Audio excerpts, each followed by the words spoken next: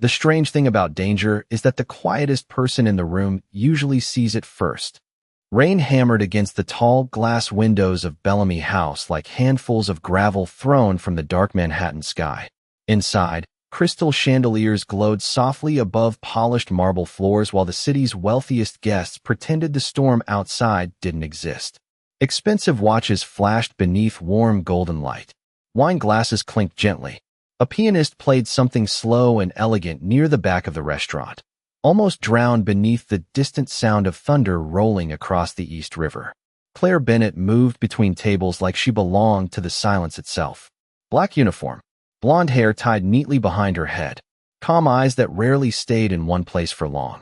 Most customers never remembered her face after leaving. That was fine with Claire.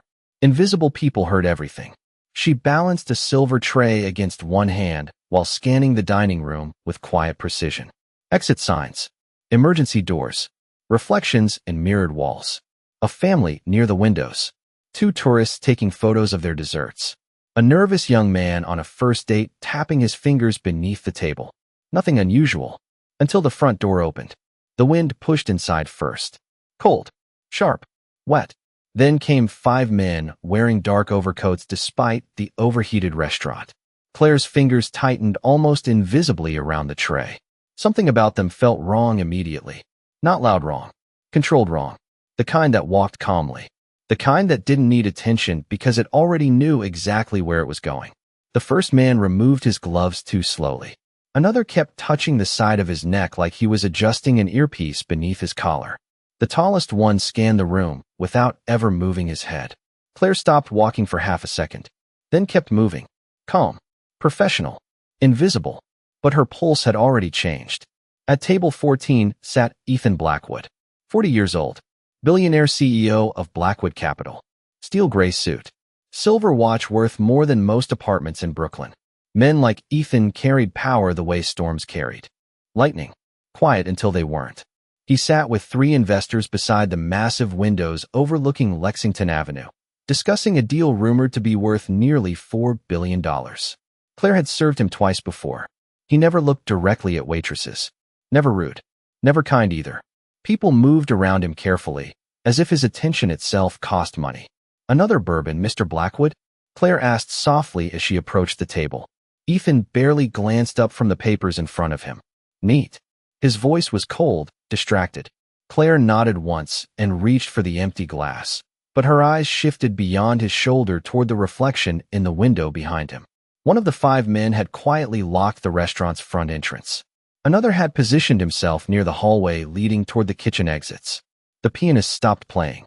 Not abruptly, gradually, like he sensed something changing in the air. Claire felt it too. That heavy silence right before a lightning strike. The investors at Ethan's table kept talking, unaware. One laughed nervously about stock prices. Someone dropped a fork near the bar. The sound echoed louder than it should have. Claire returned to the service station slowly, setting down the empty glass with controlled hands.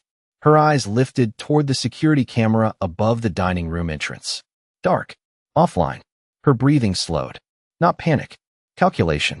One of the men near the door glanced toward her briefly. And for one terrible second, Claire saw the faded military tattoo beneath his sleeve. Her face lost color instantly. She knew that symbol. God. No. Her fingers trembled slightly against the counter before going still again. 3 years, she thought. 3 years since she had seen that mark. Outside, thunder shook the windows hard enough to rattle the hanging glasses behind the bar. Then the lights flickered once. Twice. And one of the men reached slowly beneath his coat. Claire felt the entire room change before anyone else noticed it. The air itself seemed heavier somehow, as if the storm outside had slipped quietly beneath the restaurant doors and settled between the tables. One of the men near the entrance adjusted his coat sleeve again, exposing the faded black tattoo for less than a second. A raven above crossed knives. Claire's stomach tightened instantly. She had seen that symbol under desert heat and burning skies thousands of miles from Manhattan. Men with that mark did not bluff. They finished things. The lights flickered once more, softer this time. Around the dining room, nervous laughter continued anyway. Wealthy people were good at pretending danger belonged to someone else. Ethan Blackwood remained focused on the contract in front of him, his voice calm and detached, as he discussed acquisition numbers with the investors beside him. If the Hong Kong market stabilizes by second quarter, we move forward immediately. One investor nodded while checking his Rolex. Another reached for his wine. Nobody noticed the front door lock slide quietly into place. Claire moved behind the service counter with controlled steps, forcing herself to breathe normally. Her reflection stared back at her in the polished steel coffee machine. Pale face, steady eyes, the same eyes that once learned how to count exits before entering any room. Her manager, Daniel, approached carrying menus. Table 6 needs another bottle of Pinot. Claire barely heard him. Her attention stayed fixed on the 5 men spreading carefully across the restaurant floor. One near the piano, one near the hallway, 2 positioning themselves beside the windows. Coordinated, deliberate, professional. Claire, Daniel frowned. You okay? She looked at him finally. Call 911. His confused expression almost broke her concentration. What? Quietly, she whispered. Now. Before he could answer, the tallest man removed something small from beneath his coat and placed it gently onto a nearby table. A black device no larger than a wallet. Claire recognized it instantly. Signal jammer. Her blood turned cold. No phones. No calls. No way out. The pianist stopped completely this time. Silence spread slowly across the restaurant like dark water. A woman near the bar looked up nervously. Someone laughed too loudly. Then one of the men spoke for the first time. Nobody needs to panic. Calm voice. Almost polite. Every conversation died immediately. Chairs stopped moving. Forks hovered in midair. Ethan Blackwood finally looked up from his paperwork, irritation crossing his face before concern replaced it. The man near the windows stepped forward slightly. Mr. Blackwood, he said evenly. You are coming with us. A soft gasp moved through the dining room. One investor pushed back his chair too quickly, nearly knocking over his drink. Ethan's expression hardened instantly, but Claire noticed something else in his eyes too. Confusion. Men like Ethan believed power protected them from moments like this. The tallest man reached beneath his coat again, and panic finally rippled through the room. Guests ducked lower in their seats. Someone near the kitchen began crying softly. Claire's heartbeat slowed instead of rising. Training. Muscle memory. She hated how naturally it returned. She grabbed a tray from the counter with one hand while scanning distances automatically. 12 feet to the nearest table. 8 feet to Ethan. Emergency breaker switch behind the bar. A child sitting beside the north wall frozen in fear. Too exposed. Too close. The man by the piano glanced toward Claire suddenly. Their eyes locked. Recognition flashed across his face like lightning. Bennett, he said quietly. The sound of her name hit harder than thunder. Claire stopped breathing for half a second. She knew that voice. Older now. Rougher. But unmistakable. The man stared at her in disbelief beneath the restaurant lights. Impossible, he muttered. Ethan looked between them slowly, confusion deepening. Claire tightened her grip on the tray until her knuckles turned white. 3 years ago, everyone in that unit believed she was dead. And judging by the expression on his face, this man clearly wished she had stayed that way. For a moment, nobody in Bellamy House moved. Rain crawled down the tall windows in silver streaks while the chandeliers above flickered weakly against the storm outside.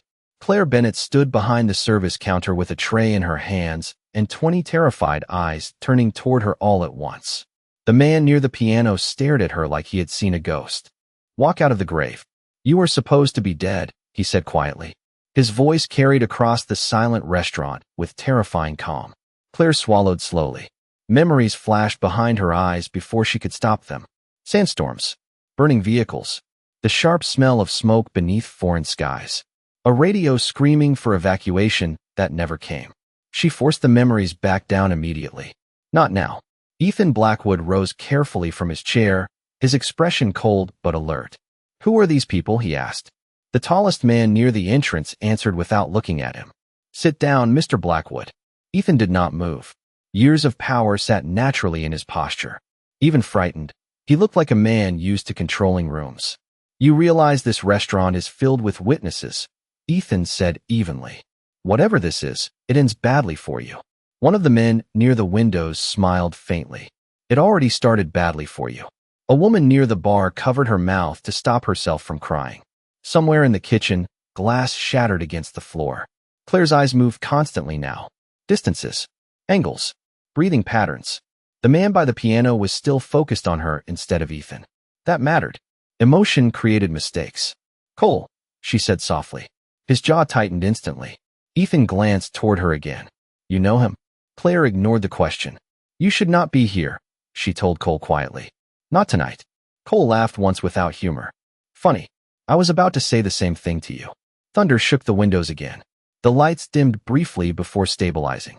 One of the younger attackers shifted nervously beside the hallway, and Claire noticed his hands trembling beneath his sleeves. Too young, she thought. Too uncertain. Not military. Hired muscle. The dangerous one stayed calm. Cole stepped forward slowly. Older than she remembered. Harder too.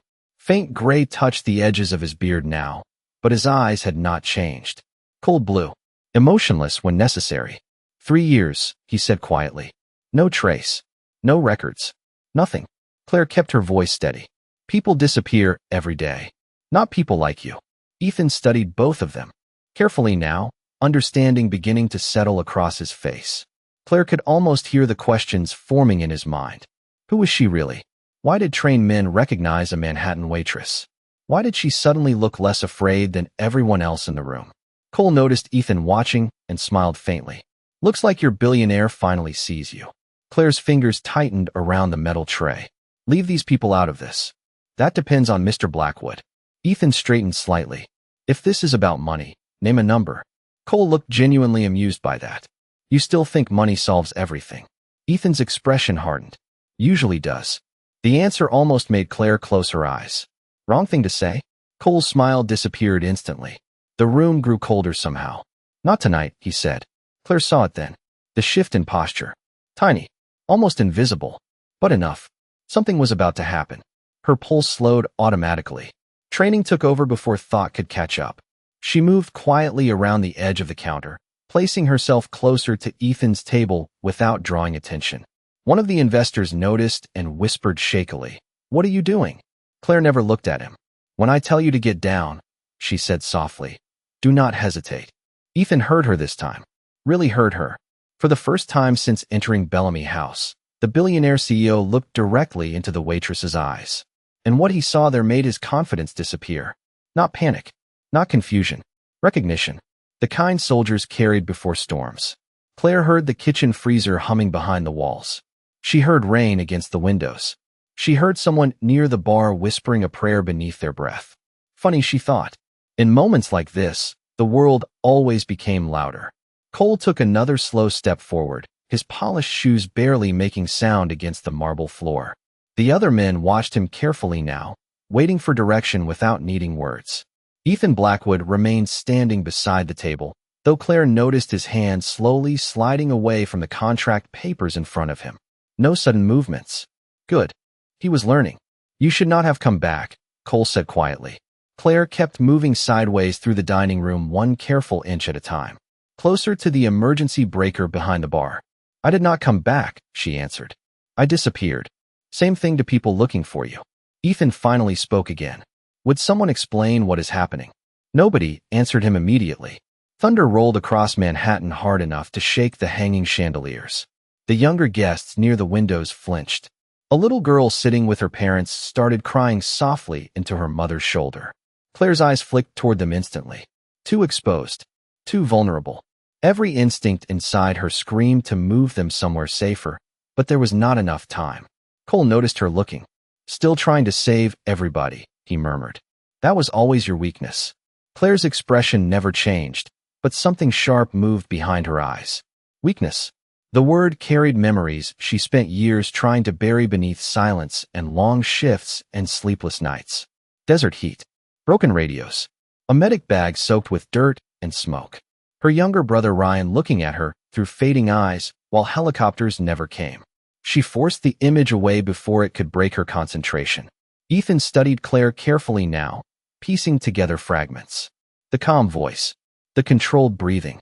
The way trained men watched her instead of dismissing her. Even standing in a waitress uniform beneath soft restaurant lights, she suddenly looked dangerous in a way he could not explain. Cole glanced toward the storm outside. The city is drowning tonight, he said quietly. Police response times are delayed. Communications are unstable. Nobody is coming. Fear spread visibly across the room at those words. One investor loosened his tie with shaking fingers. Another quietly reached beneath the table for his phone before realizing there was no signal. Claire finally reached the edge of the bar counter. 5 more feet to the breaker switch. She kept her posture relaxed. Invisible. Harmless. Cole's eyes narrowed slightly.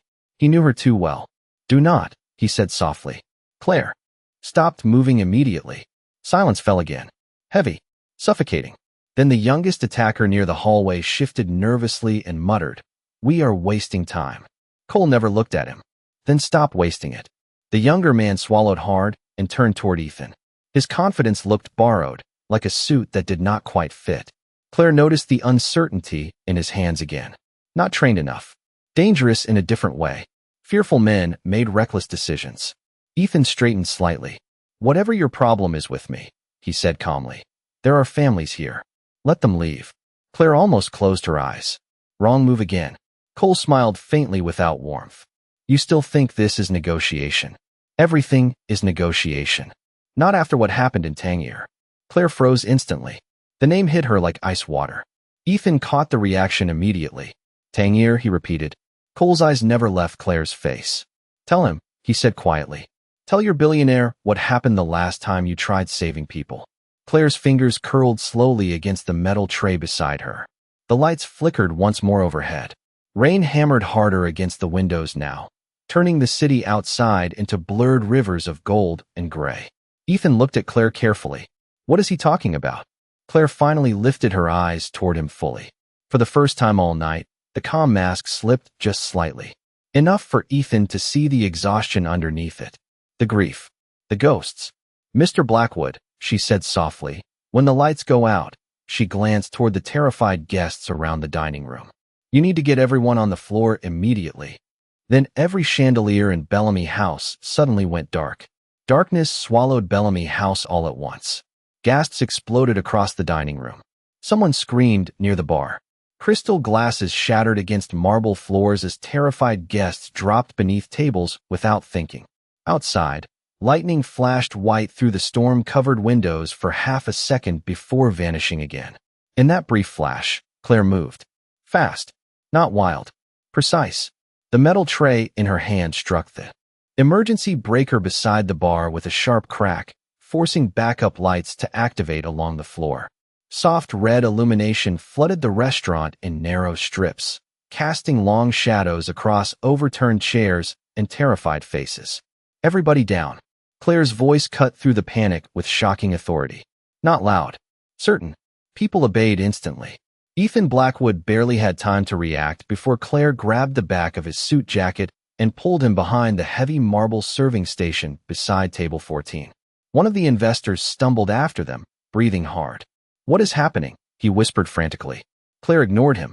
Her attention locked onto the attackers moving through the dim red emergency lights. Cole remained calm near the piano, scanning the room with military precision while the younger man near the hallway panicked slightly at the sudden darkness. "Mistake," Claire noticed immediately. Ethan pressed against the marble counter beside her, his breathing controlled but sharper now. Rain hammered the windows behind them like waves crashing against stone. "You planned that?" he asked quietly. Claire crouched lower beside the counter, eyes never stopping. "No," she answered softly. "But I prepared for it." Another frightened cry echoed from the far side of the dining room. The little girl near the north wall was still exposed beside her mother, frozen in fear beneath the emergency lights. Claire saw it instantly. So did one of the attackers moving toward them. Without hesitation, Claire grabbed a white tablecloth from the service station and slid across the marble floor low enough to stay beneath eye level. Ethan stared in disbelief. She moved differently now. Every motion controlled. Efficient. Nothing wasted. Claire reached the terrified mother and daughter just as the attacker approached their side of the room. "Look at me," Claire whispered to the little girl gently. "Can you do something brave for me?" The child nodded shakily through tears. "Close your eyes and hold your mom's hand." Claire wrapped the tablecloth around them both and guided them carefully behind an overturned booth. Safe angle. Protected position. Her hands never trembled once. Across the restaurant, Cole watched her silently beneath the red glow. "Still the same," he murmured. Ethan heard him from behind the marble counter. Who is she? Cole looked toward the billionaire slowly. Someone who used to run toward danger while everybody else ran away. Claire returned toward Ethan's position, staying low between tables while frightened guests huddled beneath the emergency lights. A waiter near the kitchen grabbed her wrist as she passed. Claire, he whispered desperately. Please. She squeezed his hand once. Calm. Grounding. Keep everyone low and quiet. Her voice softened slightly. You are doing fine. Then she kept moving. Ethan watched her reach the counter again with controlled breathing and steady eyes despite the chaos around them. She looked nothing like the quiet waitress who had refilled his bourbon 30 minutes earlier. Tangier, he said quietly once she crouched beside him again. What happened there? Claire's jaw tightened slightly. Thunder rolled overhead. People died, she answered. Ethan noticed the way she said it. Not dramatic. Not emotional. Just tired. Cole began walking slowly toward them through the dim restaurant. Hands visible. Expression unreadable. You should have stayed buried, Bennett. Claire stood carefully now, placing herself slightly between him and the guests hiding behind overturned tables. You brought civilians into this. No, Cole replied quietly. Blackwood did. Ethan frowned sharply.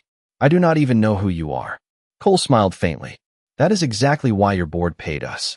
Silence crashed into the room harder than thunder. Ethan's expression changed instantly. Confusion first, then realization. One of his investors slowly lifted his head from behind the counter, face pale beneath the emergency lights. Bored, he whispered. Cole's cold eyes shifted toward Ethan again. You built an empire stepping on powerful people, Mr. Blackwood. He glanced briefly toward Claire. Tonight somebody finally stepped back. The words settled over Bellamy House like falling ash. Nobody spoke. Not the terrified guests crouched beneath overturned tables. Not the investors hiding beside. Ethan Blackwood. Not even the storm outside seemed loud enough to break the silence that followed. Ethan stared at Cole with narrowed eyes, trying to process what he had just heard. My board, he repeated slowly. Cole tilted his head slightly. You really thought billion-dollar companies ran on loyalty? The emergency lights painted everything in dark red shadows.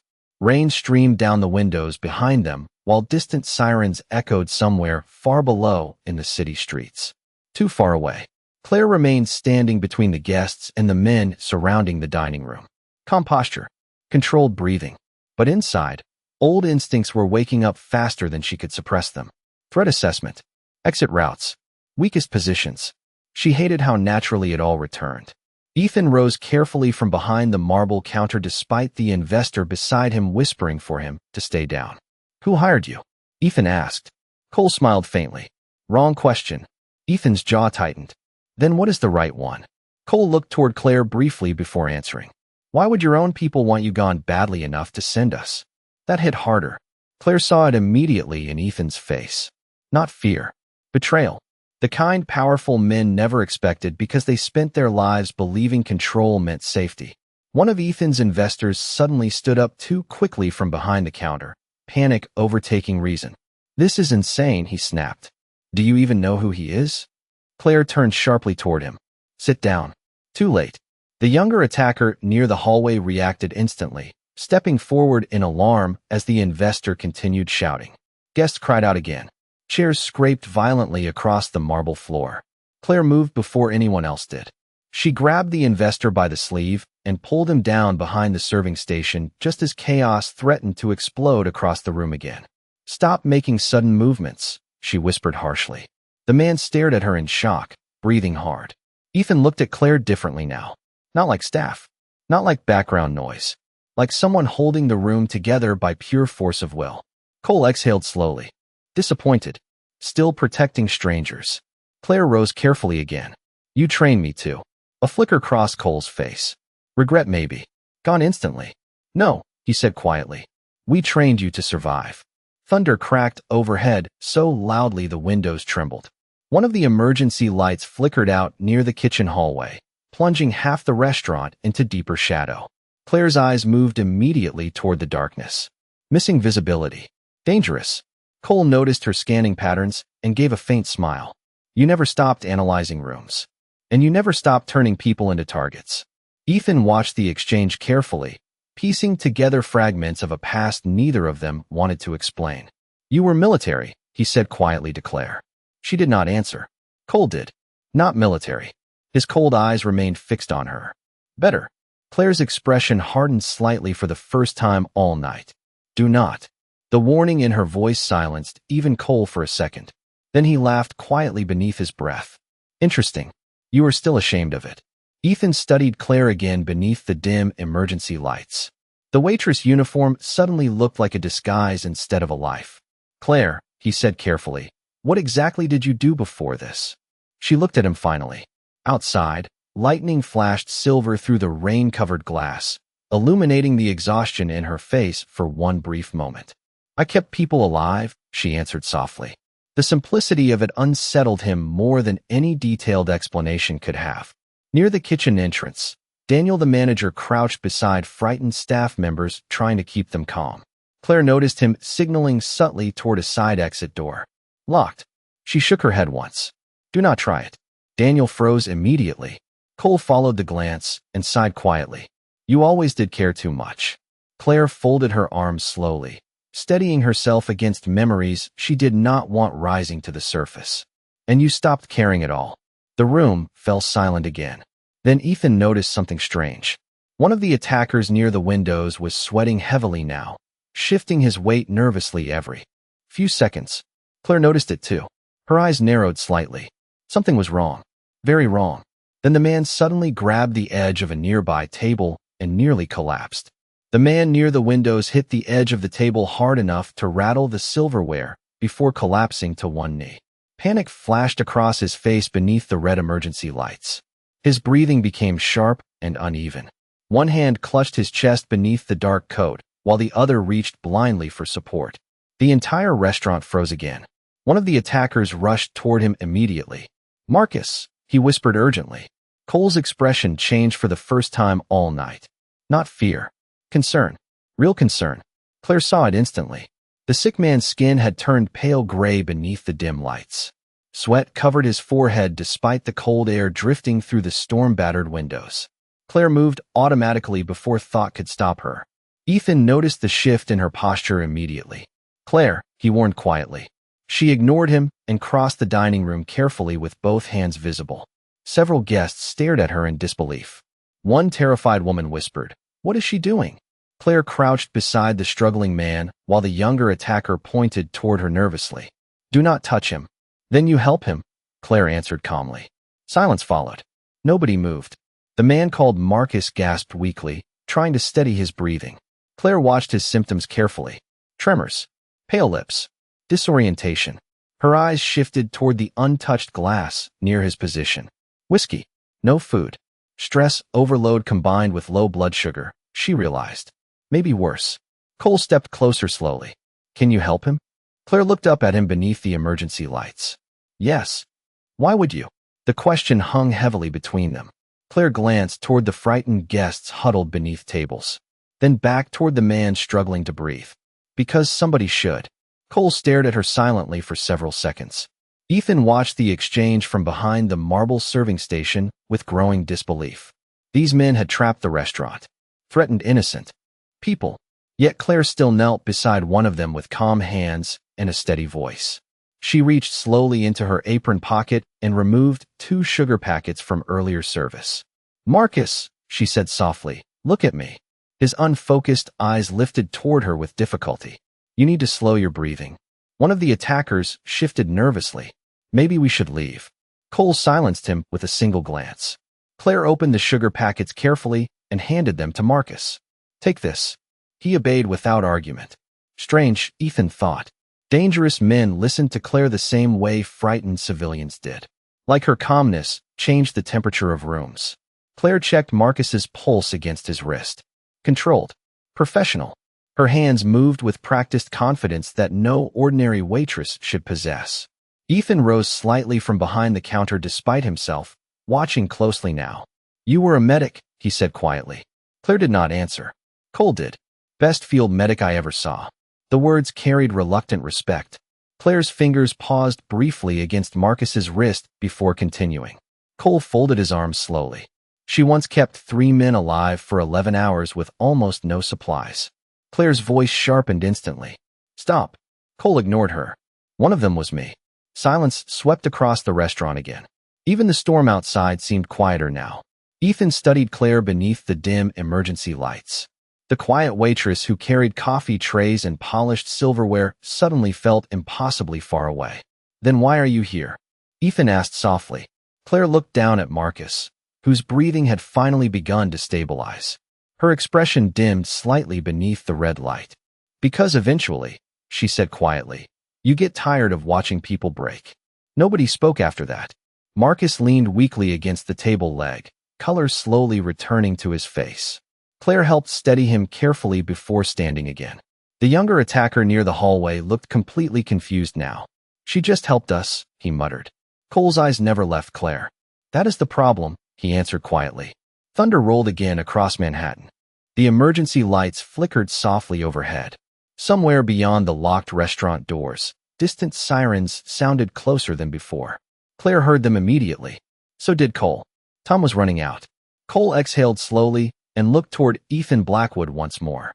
"This was supposed to be simple," he murmured. Ethan straightened carefully. "Then leave." Cole gave a tired smile that never reached his eyes.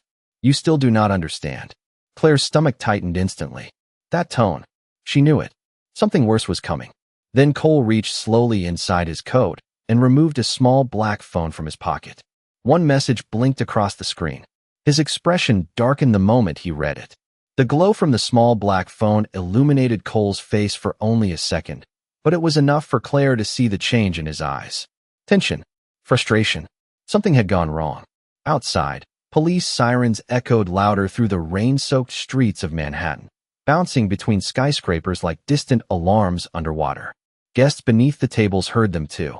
Hope flickered across frightened faces immediately. Ethan Blackwood noticed it first. "It is over," he said quietly. Cole looked up from the phone slowly. "No," he answered. "Now it gets complicated." Claire watched his posture carefully. His shoulders had tightened slightly.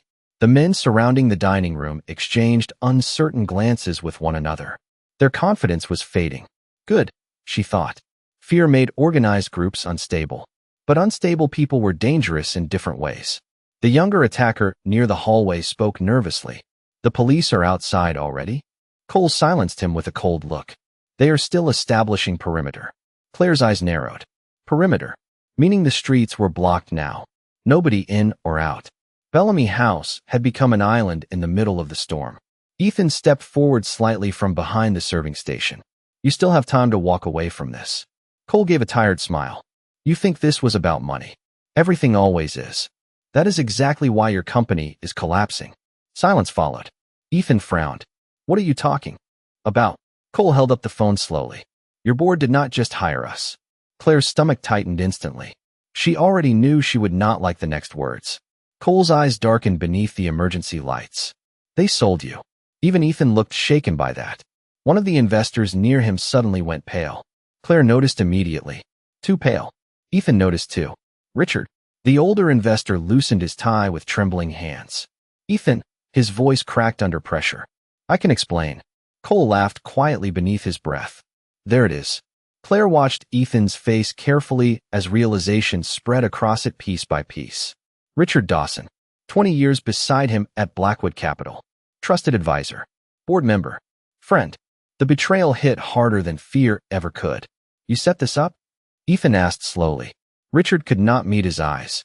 "It was supposed to scare you," he whispered. "Just pressure. Force you to step down quietly before the merger."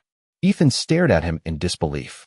"You hired armed men into a restaurant full of civilians. We did not know it would go this far." Cole's expression sharpened instantly. "Do not lie to yourself, old man." Rain slammed harder against the windows. Lightning flashed wide across the restaurant for a brief second, illuminating shattered glass and terrified faces hiding beneath tables. Claire stepped carefully between Ethan and Cole again. "Enough," she said quietly. Cole looked at her. "You still protecting him?" Claire glanced toward the frightened guests around them. "I am protecting them." The distinction mattered. Cole understood immediately. He exhaled slowly and lowered the phone into his coat pocket. "There is another team coming." The room went silent again. Even Ethan's breathing seemed to stop for half a second. "What?" Claire asked sharply. "Back up," Cole answered quietly. "But not ours." The younger attackers exchanged alarmed looks. Marcus, now steadier after Claire helped him, pushed himself slowly upright beside the window. Cole, he said carefully, we need to leave. Cole nodded once. I know. Ethan frowned. Who is coming? Cole's eyes shifted toward the rain-covered windows. The kind of people your board hires when they do not want loose ends. A cold wave moved through Claire's chest instantly. Professional cleaners. Silent operations. No witnesses. No negotiations. She had seen groups like that before. They did not leave survivors behind to testify later. One of the guests began quietly sobbing again. Claire closed her eyes for one brief second. Not fear. Calculation. Distances. Exits. Time. Her brain worked automatically beneath pressure she wished she could forget. Then she opened her eyes and looked directly at Cole. How long? Cole checked the storm outside. 5 minutes. Maybe less. Ethan finally understood the truth then. None of the people inside Bellamy House were safe anymore. Not the guests. Not the staff. Not even the men who started this. Claire turned slowly toward the terrified room full of strangers hiding beneath overturned tables and shattered chandeliers. Then she looked back at Ethan Blackwood. Mr. Blackwood, she said softly, if you want these people alive, her steady eyes locked onto his. You are finally going to have to trust a waitress. For several long seconds, Ethan Blackwood simply stared at Claire Bennett beneath the dim red emergency lights. Rain poured against the windows behind her, while frightened strangers waited silently for someone to tell them what came next. A waitress. That was what she had looked like an hour ago. Now she looked like the only steady thing left inside Bellamy House. Ethan swallowed once and nodded. Tell me what to do. Claire exhaled quietly. Good. Finally. The service hallway behind the kitchen connects to the underground loading garage, she said calmly. If we move now, we can get the civilians out before the second team enters. One of the investors looked horrified. Move through this storm, or stay here when professionals arrive, Claire answered softly. Your choice. Nobody argued after that. Cole glanced toward the rain-covered windows again before looking back at Claire. You still trust people too easily. No, Claire said quietly. I just know what happens when nobody helps. Something shifted in Cole's expression then. Small. Human. Regret, maybe. Ethan noticed it too. The dangerous man standing near the piano suddenly looked exhausted beneath the emergency lights. You were not supposed to become this, Claire told him softly. Cole gave a faint laugh without humor. Neither were you. Thunder shook the building again. The sirens outside grew closer. Time was disappearing fast. Claire immediately took control of the room with calm efficiency. Everybody stay low and stay together, she instructed. Parents, keep hold of your children. Do not run unless I tell you to. The panic inside Bellamy House slowly softened beneath the certainty in her voice. Even terrified strangers listened to her without hesitation now. Daniel helped restaurant staff guide guests carefully toward the kitchen hallway, while Claire remained near the center of the room, constantly scanning entrances and shadows. Ethan moved beside her. You have done this before. Claire kept her eyes forward. Too many times. The little girl Claire protected earlier reached for her hand as she passed. Claire paused just long enough to squeeze it gently. You are doing great, she whispered. The child smiled shakily through tears. Ethan watched the moment in silence. Wealth, power, influence. None of it mattered here. The person holding the room together was the woman nobody had noticed refilling water glasses earlier that night. Cole approached Claire one final time while the guests moved toward the service hallway. There is still time for you to disappear again, he said quietly. Come with us. Claire looked at him for a long moment beneath the flickering emergency lights. Rainwater reflected across the marble floor like broken mirrors. I spent 3 years trying to stop being that person, she answered softly. And Claire glanced toward the frightened civilians gathering near the kitchen entrance. Turns out some parts do not leave. Cole lowered his eyes briefly. For the first time all night, he looked tired instead of dangerous. Then distant shouting echoed from outside the restaurant. Not police. Different voices. Closer. Cole heard it instantly. So did Claire. Go, she told him quietly.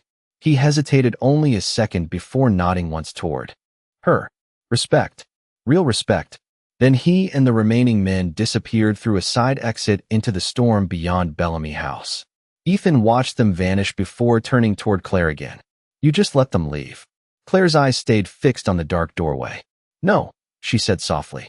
I let everyone else live. Silence settled over Ethan after that. Heavy. Honest.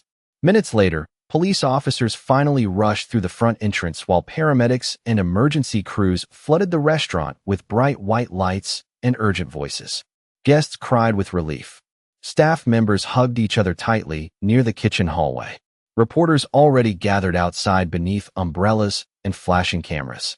Through all of it, Claire quietly sat alone beside the back service corridor with trembling hands hidden beneath her apron. Adrenaline always arrived after. Ethan found her there several minutes later. She looked smaller somehow now that the danger had passed. Human again. Exhausted. He slowly removed his expensive wool coat and placed it gently across her shoulders. Claire looked up in surprise. Ethan's voice was quieter than she had ever heard it before. You saved every person in this building tonight. Claire lowered her eyes. I just remembered who I used to be. Ethan stood beside her in silence while rain continued falling outside the restaurant windows. Then, after a long moment, he finally understood the lesson the storm had dragged into his life. The most dangerous people were not always the loudest ones in the room. Sometimes they were the quiet souls carrying invisible wars behind gentle eyes.